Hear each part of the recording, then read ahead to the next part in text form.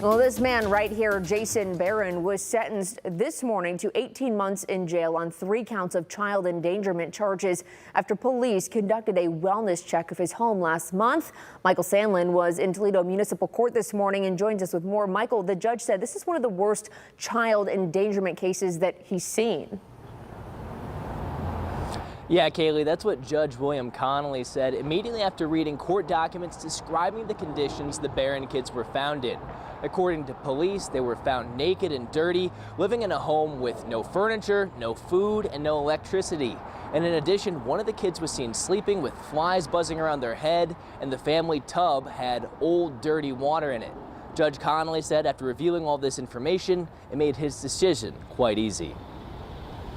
Here almost 15 years, I think maybe at most 2 or 3 occasions has the court exercised the full extent of its sentencing capabilities, which is 18 months. But I think that the conditions of the home, the way in which the children were systematically abused, or I should say endangered for who knows how long, necessitates a sentence of 180 days for each child. And with that, Jason Baran was promptly returned to the county jail. The end to a case that started with multiple complaints from neighbors at his and his wife Mary Ann's Douglas Road apartment complex, claiming to see naked children running around at all hours of the day, leading to officers conducting a wellness check on the family on August 31st.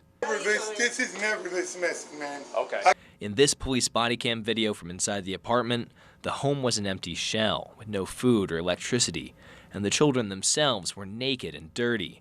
Officers found one of them sleeping in a hole in the wall. No, this is our closet. And while they were old enough to go to school, none of them were enrolled.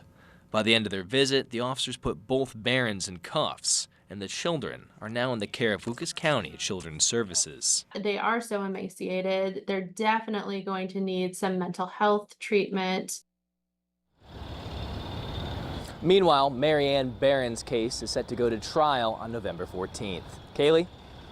Michael, there's still some lingering questions about a statement from one of the responding officers. They reported that the kids spoke of being molested without even being asked about it. Are the Barans facing any other charges from that?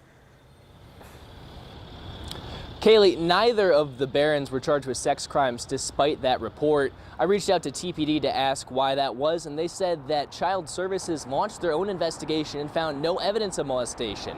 I asked them about details of that investigation, and they said all of that is confidential.